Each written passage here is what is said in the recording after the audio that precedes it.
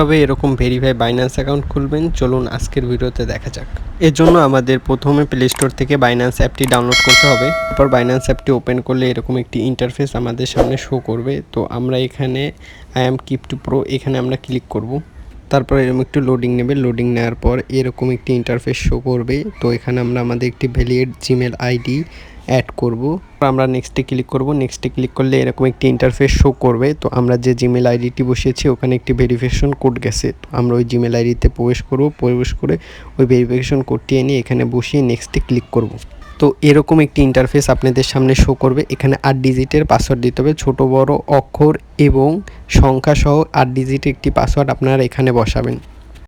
Password বসানো হয়ে গেলে আপনি নেক্সট একটি ক্লিক করবেন। এরকম একটি ইন্টারফেস শো করবে। তো এখানে নো লেখা আছে, এখানে একটি ক্লিক করবেন, তারপর নেক্সটে ক্লিক করবেন।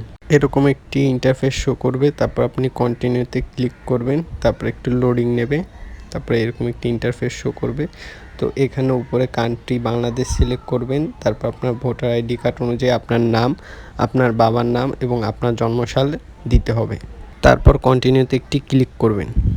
তারপর national ID card upload verify এখানে একটি ক্লিক করবেন। তারপর এখানে ক্লিক করলে এরকম একটি ইন্টারফেস শো করবে। তারপর এখানে কন্টিনিউতে ক্লিক করবেন। তারপর টেক পিকচার ফোন এটা একটা ক্লিক করবেন। তারপরে সব কিছু অ্যালাউ দিয়ে দেবেন। অ্যালাউ দিয়ে দেওয়ার পর আপনার ভোটার আইডি কার্ডের এপাশ ওপাশ করে দুই পাশে দুইটা ছবি তুলবেন।